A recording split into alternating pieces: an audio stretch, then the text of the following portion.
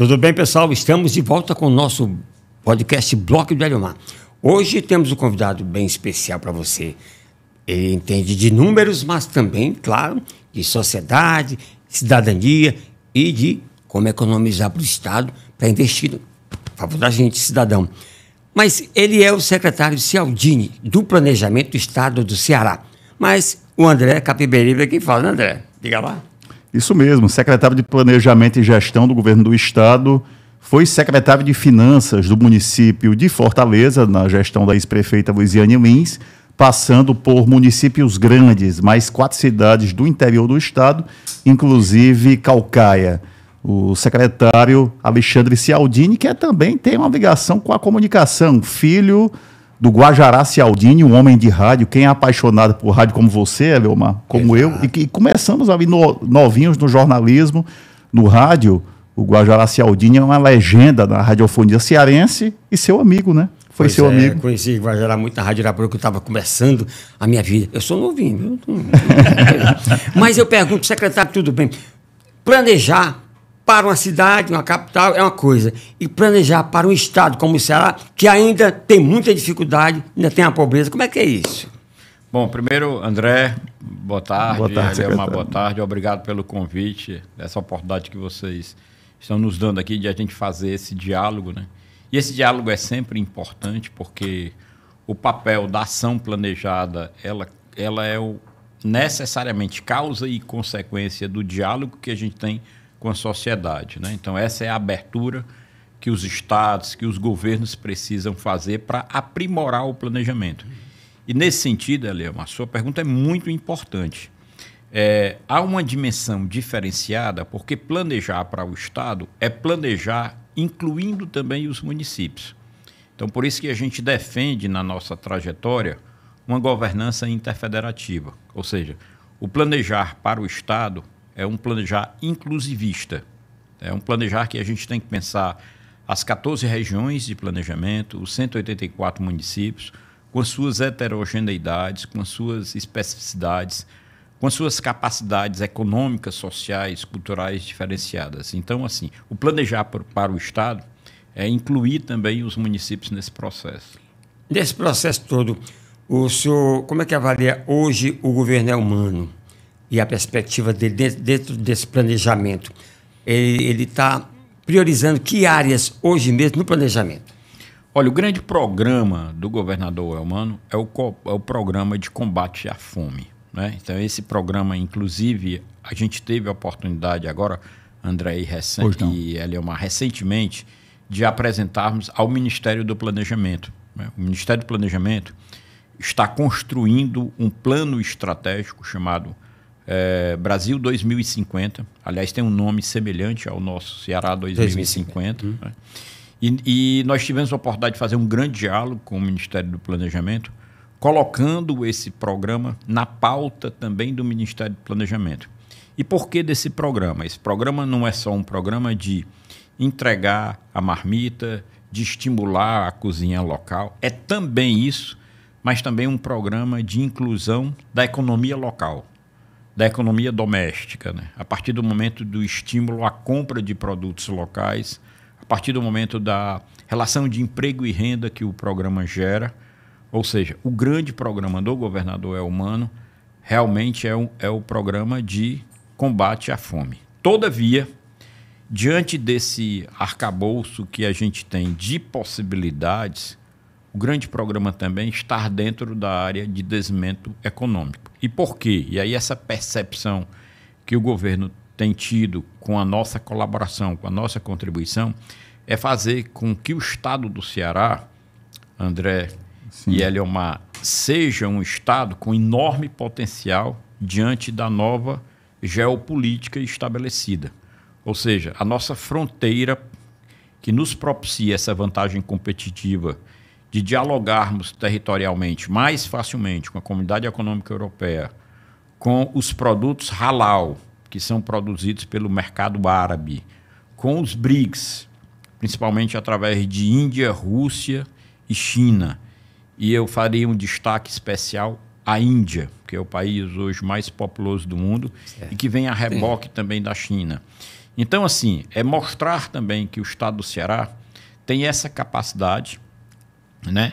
Esses diferenciais, né? E esses diferenciais eles vão ser extremamente importantes diante da reforma tributária que foi aprovada, onde as leis complementares foram aprovadas também, e que cria essa capacidade de produção, de inovação nesses segmentos, né? A partir do momento de nós termos 2 portos, um que pode ser focado no turismo, o outro que pode ser focado nos aspectos de produção, de balança comercial de serviços, e nós vamos ter 2 portos secos também. Então, assim, cria-se aí nesse arcabouço, né, uma área ligada ao social, né, onde o Estado se preocupa com as populações mais carentes, mas cria-se também um espaço de dinamismo para a área econômica a partir dessas vantagens competitivas que o Estado tem e o diálogo que o Estado vai fazer com todos esses mercados, né, a partir de cabos submarinos estabelecidos aqui. Hoje nós estamos com um total de 17 cabos. Aliás, existe um monitor desses cabos no mundo que a gente vem acompanhando, o Telegeographic. Existe um monitor também dos data centers no mundo que a gente vem acompanhando. Então, assim, a gente tem aqui no estado do Ceará, hoje, oportunidades dentro desse novo desenho de geoeconômico, geopolítica, importantíssimo para o estado do Ceará. Mas isso aí vai chegar na ponta porque o Estado planeja uma coisa e as prefeituras fazem outra. Como é que é essa relação do planejamento do Estado com as prefeituras? Porque não adianta planejar tudo, pensar bonito e um prefeito lá da ponta não faz nada. Essa é a preocupação nossa. Por isso, do Programa de Governança Interfederativa Ceará Um Só.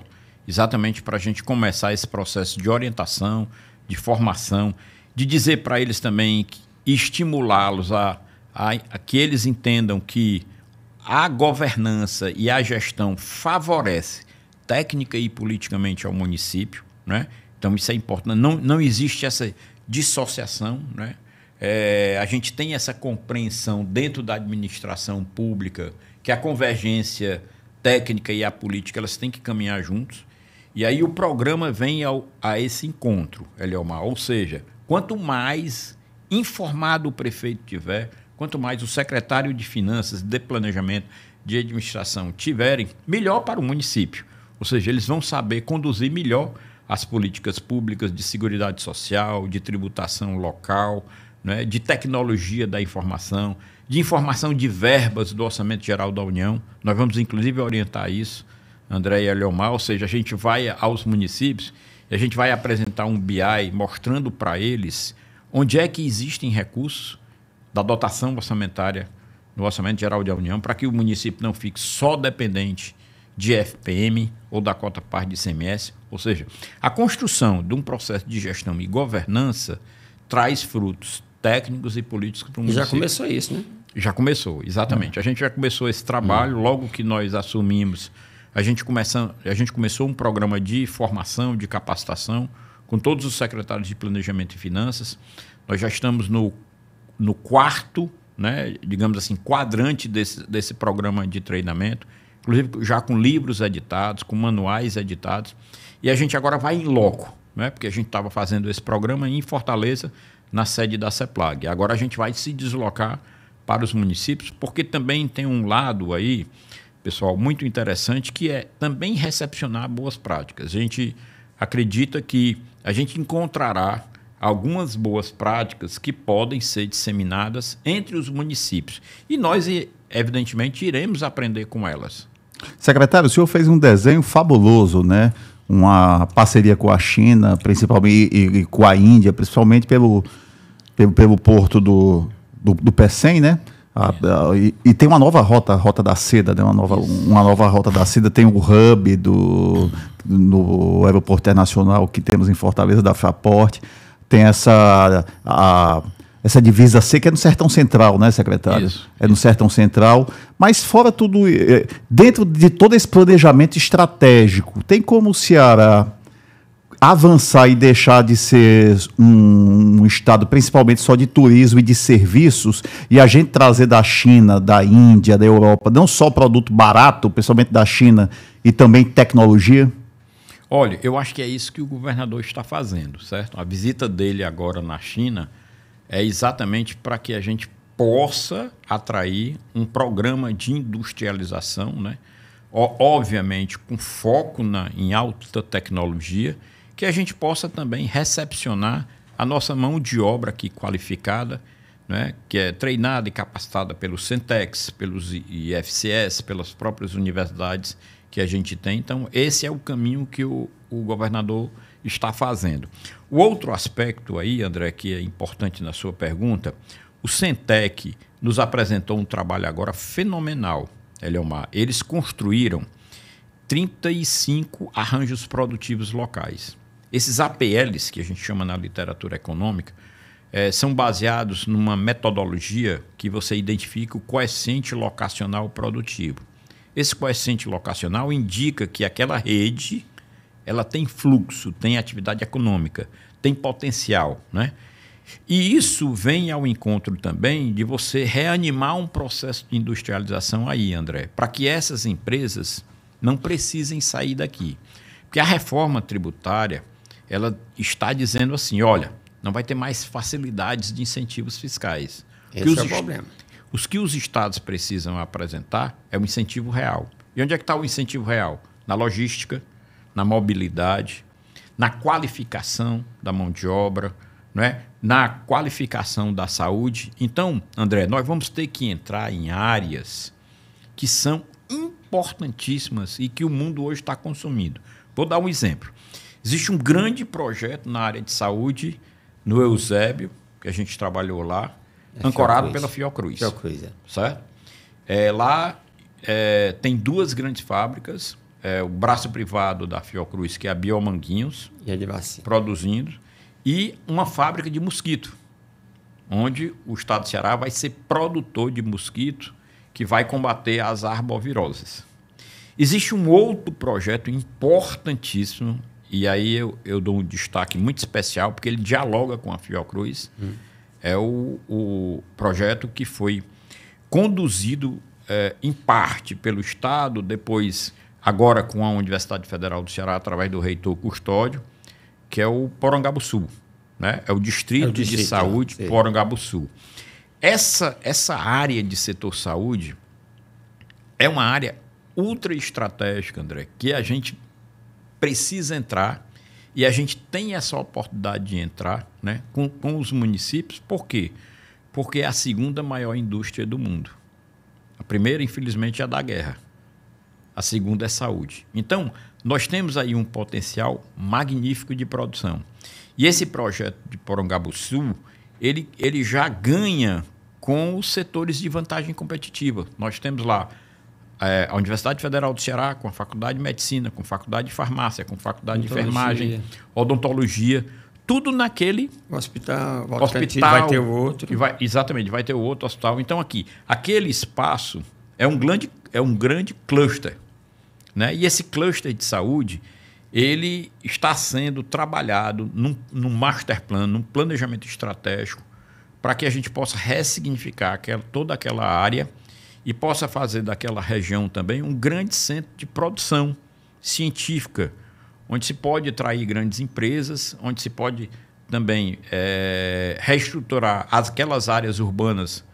E isso tem atrativo de investimento? É concreto? Sim, porque esse setor ele é atrativo por si só, né? Esse setor, com um bom planejamento, uma estrutura de parceria público-privada, pode ser feito isso aí, principalmente com a união de governo municipal, estadual e federal, as academias e, fundamentalmente, o protagonismo da UFC. O reitor Custódio, ele é um entusiasta desse programa, ele está envolvido diretamente desse programa, né? Existe aí também um trabalho que foi feito dentro do planejamento urbano pelo arquiteto urbanista Fausto Nilo, né? A gente, inclusive, inicialmente ajudou a construir esse processo, acenando para um espaço que é semelhante a esse de Porangabuçu, que foi ressignificado, que é lá em Barcelona, no bairro de Poblenou.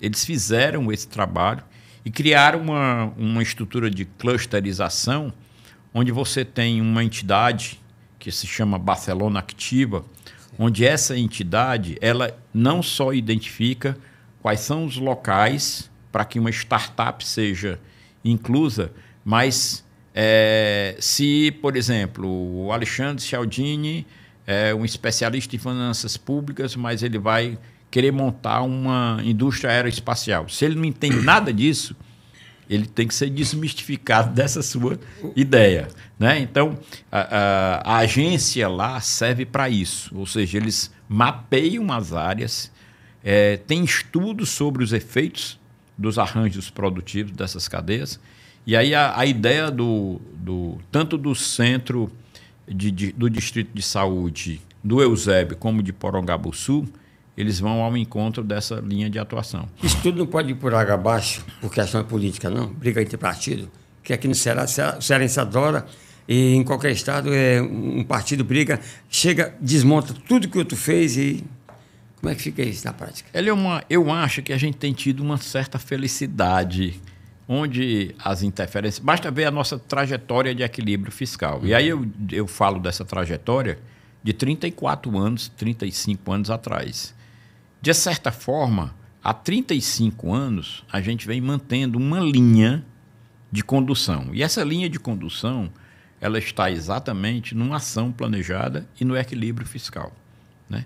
Essa trajetória do equilíbrio fiscal propiciou ao Estado do Ceará, independente da linha partidária e dos governos... Desde o primeiro governo Tasso. Desde o primeiro governo Tasso. Isso aí a gente tem que fazer justiça, né? Desde o primeiro governo Tasso, passando por vários outros governos, a gente teve uma linha de orientação onde a gente, com o equilíbrio fiscal, a gente propiciou reduzir muito a mortalidade infantil. Primeiro governo, segundo governo Tasso, governo Cid também. Depois, tornarmos um grande exemplo de educação. Tornarmos também um grande exemplo na gestão dos recursos hídricos, né? Ou seja, os problemas de seca, eles foram mitigados, não que a gente debelou na sua totalidade, né? Mas eles foram mitigados por competência do cearense, por competência dos projetos, em que a gente realmente passou a ter uma relação de convivência melhor. Tem os hospitais regionais, né, também, né? Os hospitais regionais. Amenizando um pouco essa questão. Exatamente, que aí o Estado começou a investir no processo de descentralização e essa sobrecarga aqui em Fortaleza ela foi amortecida, foi amenizada. Isso só se consegue se você tem uma estrutura de planejamento fiscal, de equilíbrio fiscal, que ele seja consistente na trajetória, certo? Inclusive, a gente estudou isso e publicou isso num trabalho, num livro, onde a gente analisa a trajetória da regra fiscal denominada Lei de Responsabilidade Fiscal. Então, continuar esse processo e principalmente investir no homem, né? Profissionalizar. Mão de obra, sempre quem vem por aqui reclama que não tem mão de obra. Que nós precisamos de mão de obra porque está evoluindo a tecnologia e falta mão de obra. De fato, Eliomar, isso é algo que o país tem que repensar. Ou seja, quais são as linhas de produção acadêmica, quais são as linhas de pesquisa que nós precisamos investir. A gente precisa fazer essa reflexão, certo? Ou seja, que áreas nós precisamos investir, que as atividades econômicas, que o desenvolvimento econômico está precisando, né? Ou seja, saiu uma pesquisa agora recente que a gente está com uma carência enorme de curso de engenharia, certo? Então, a gente precisa fazer uma reflexão sobre isso. Ou seja, será que a gente precisa ter alguns cursos... Hoje tem muita medicina. Alguns cursos, né, que não estão para além da necessidade, né, seja do setor público ou do mercado. Então, essa orientação a gente realmente precisa repensar. Secretário, ainda no campo da política, agora no cenário internacional, nessa briga aí comercial da China com os Estados Unidos, a China está aumentando a compra do Brasil de café, de aço e do agro, que no nosso agro praticamente não temos agro. O que é que podemos vender mais para a China? Talvez no campo da cassinicultura, que setores? Bom, a partir desse trabalho que foi feito pelo Centec, André, que a gente mapeou esses arranjos produtivos locais que já são exportados, Vou dar 2 exemplos aqui. O polo moveleiro do Marco, certo? E o polo de Frecheirinha, o polo das confecções de Frecheirinha.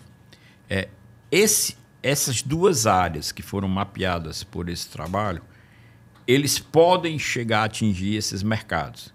E um outro mercado que eu acho que é importante, André, que eu acho que a gente tem um espaço enorme, é o mercado dos produtos halal. O selo halal é um selo que foi criado pelos países árabes, onde eles têm critérios definidos, e esses critérios definidos foram desenhados de acordo com a cultura árabe. Selo halal? Selo halal. O que seria isso mais na prática? Na prática é exatamente isso, ou seja, os países árabes definem critérios inclusive do marketing. E produtos? A gente saber assim. Vários produtos. Tá entendendo? Existem vários produtos de consumo imediato, né, relacionado a várias carnes. Existem produtos agrícolas, existem produtos hortifrutigranjeiros. Carcinicultura também. Carcinicultura também. Então, assim, há uma diversidade desses produtos. O Brasil hoje já é o maior exportador para esse tipo de produto. O que é que precisa fazer? A gente ganhar a selagem halal, né? Então, existe um trabalho que a Secretaria de Desenvolvimento Econômico começou a apontar para esse mercado, né? Recentemente, inclusive, por coincidência, né, o próprio ministro Haddad, falando numa entrevista, ele mencionou esse aspecto e eu já estava estudando esses espaços econômicos que tem a ver com o Estado do Ceará e tem a ver com a nossa cultura, né, André? Porque Sim. nós tivemos muita migração. Está sendo bom ministro, Haddad? Nós tivemos muita migração. Olha, Eliomar, eu particularmente... E tem muita crítica em cima do Haddad. Eu, particularmente, eu gosto inclusive quando ele fala, eu gosto quando ele se expressa, ele faz um bom diálogo, ele sabe dialogar. Ele é austero, né? Com a população. É duro na queda, né?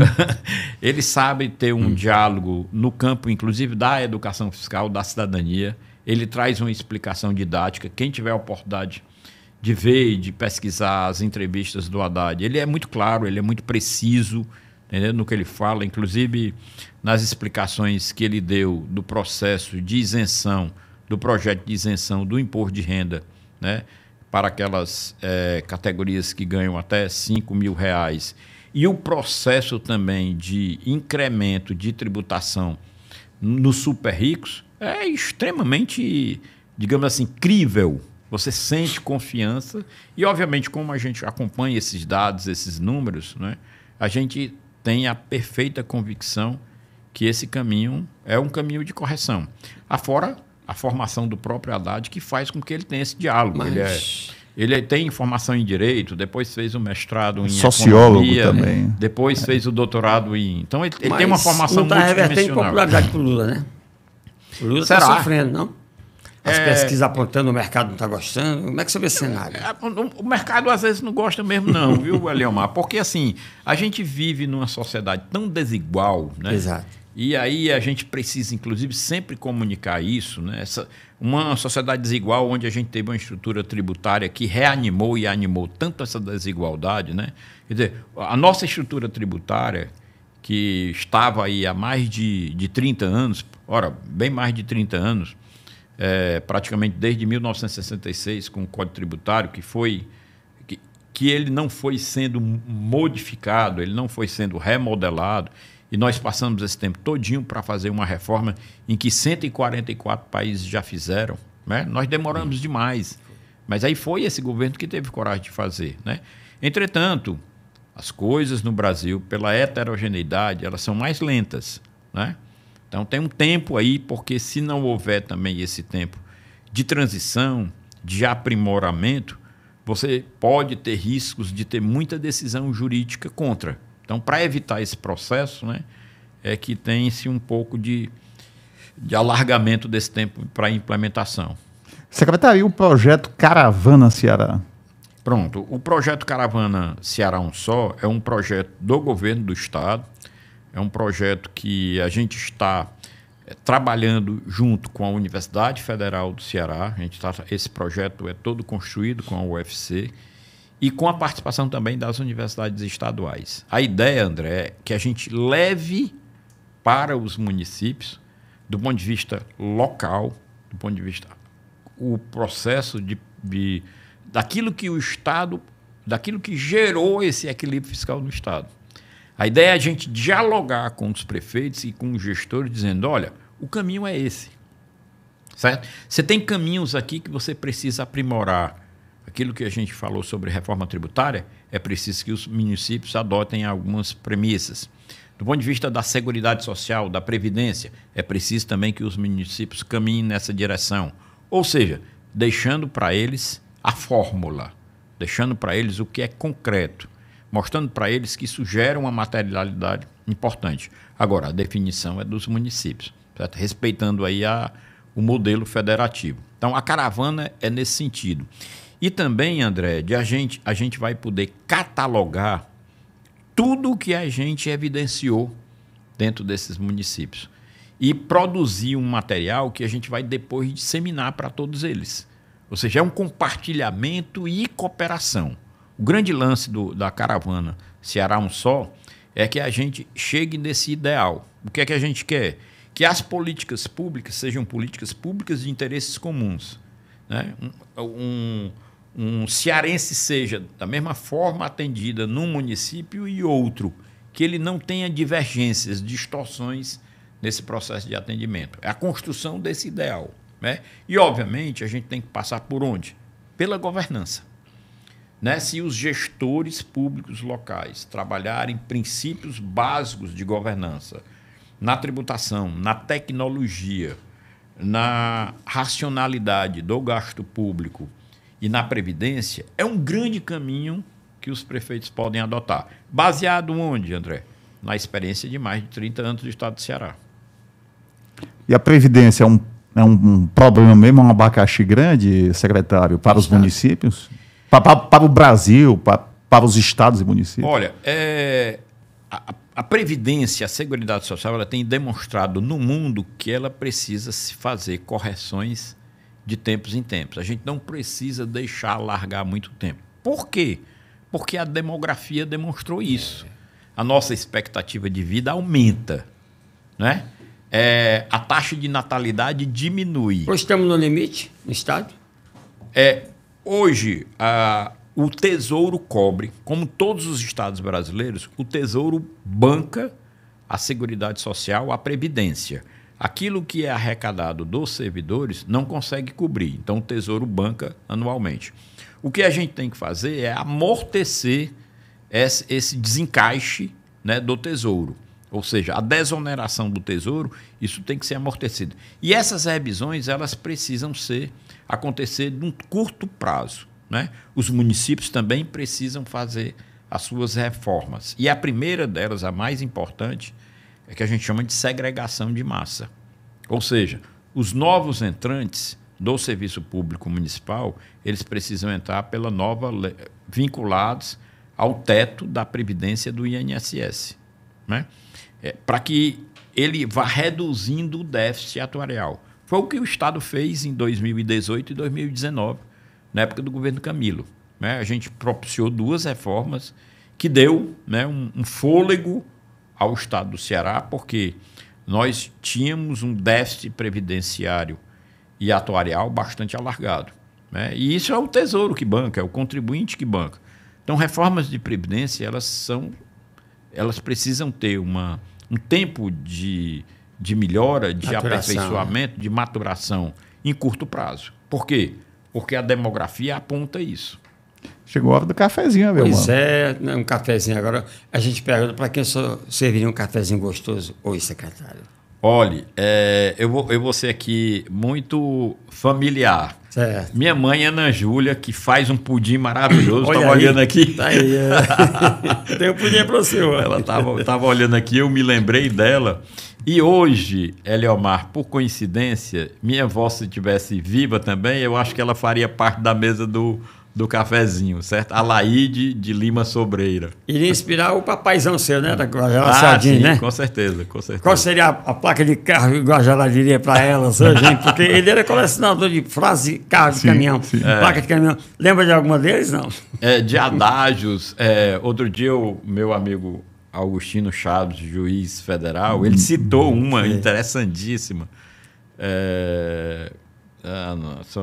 Não estou lembrado agora, mas muito, muito pitoresca, porque o papai, inclusive, fez uma seleção, André.